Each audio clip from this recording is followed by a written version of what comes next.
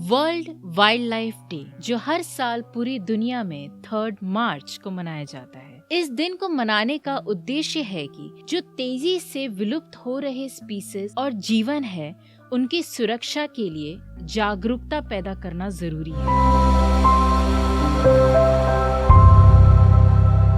The richness of biodiversity makes the earth suitable for living. But the problem is, जिस तरह से रोज population बढ़ती जा रही है, वो एनवायरनमेंट के लिए बहुत डेंजरस बनते जा रहे हैं। और क्योंकि पॉपुलेशन रुकने का नाम नहीं ले रही, जिसके वजह से एनिमल स्पीसीज और प्लांट्स धीरे धीरे गायब होते जा रहे हैं इस दुनिया से। मैं अक्सर घूमने जाती हूँ पहाड़ों पर, कभी नदी किनारे, कभी फॉरेस्ट में।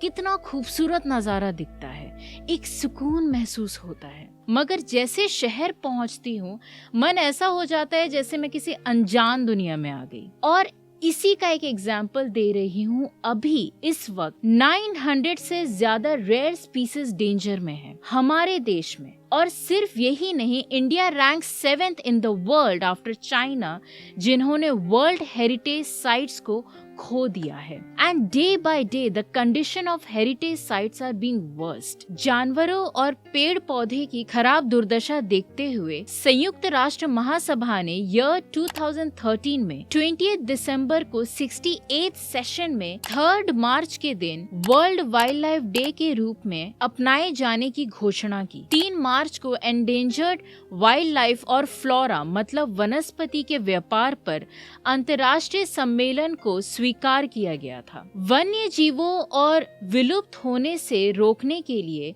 पहली बार ईयर 1872 में वाइल्ड एलिफेंट प्रिजर्वेशन एक्ट को पास किया गया था। तब से लेकर आज तक हर साल 3 मार्च को पूरी दुनिया में वाइल्ड लाइफ को सुरक्षित करने और इसके प्रति लोगों को जागरूकता फैलाने के लिए उद्देश्य लिया गया। इसीलिए इस दिन को सेलिब्रेट किया जाता है। वाइल्ड लाइफ के प्रति लोगों को जागरूक करने के लिए यूनाइटेड नेशंस जनरल असेंबली द्वारा हर साल एक थीम जारी की जाती है। जैसे पिछले साल थीम थी रिकवरिंग की स्पीसीज ऑफ इकोसिस्टम रिस्टोरेशन, और इस साल का थीम है partnership of wildlife conservation honouring the people who are making a big difference. वाकई वो लोग ऑनर के काबिल हैं जो वाइल्ड लाइफ को बचाने की कोशिश कर रहे हैं। और जैसे कि हम कहते हैं चैरिटी बिगिंस फ्रॉम होम, तो ज्यादा दूर का सोचने के बजाय हमारे आसपास जो वाइल्ड लाइफ को नुकसान हो रहा है, चाहे वो पेड़ पौधे हों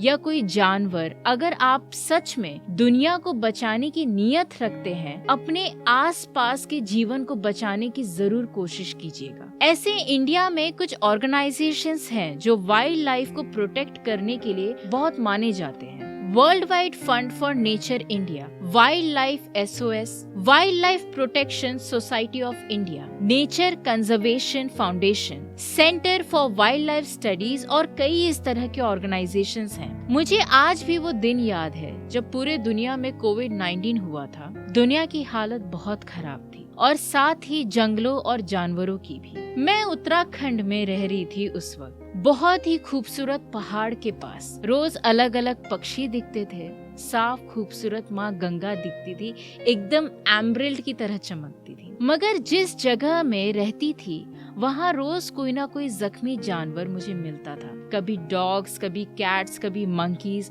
कभी कभी गाय भी। और क्योंकि उत्तराखंड स्पिरिचुअल जगह है तो वहाँ गौदान बहुत होता है। मगर उन गायों की हालत देखकर बहुत दुख होता था। वो वक्त आज भी याद है जब मैं और मेरे कुछ साथी कोशिश करते थे कि हम जानवरों को बचा सके। हम सब फाइनेंशियल क्राइसिस से गुजर रहे थे, जैसे आप और मैं उस कोविड के टाइम पे पूरी दुनिया गुजर रही थी। मगर हम कोशिश करते थे कि हम जानवरों की सहायता करें। साथ ही साथ जो कुत्ते बिल्लियां जख्मी मिलते थे, जो बंदर जख्मी मिलते थे, हम किसी आसपास के एनिमल ऑर्गेनाइजेशन को बुलाकर उनका ट्रीटमेंट करवाते थे। वो एक ऐसा समय था मेरी जिंदगी में जहां पूरी दुनिया दुखी थी अपनों को खोते हुए देखकर। वही मैं प्रार्थना कर रही थी कि सिर्फ मेरे अपने या लोग नहीं, बल्कि ये पूरा जीवन, ये पूरी दुनिया बच जाए। लोगों को लगा कि सिर्फ कोविड से लोग मर रहे हैं, मगर किसी ने उस तरफ ध्यान ही नहीं दिया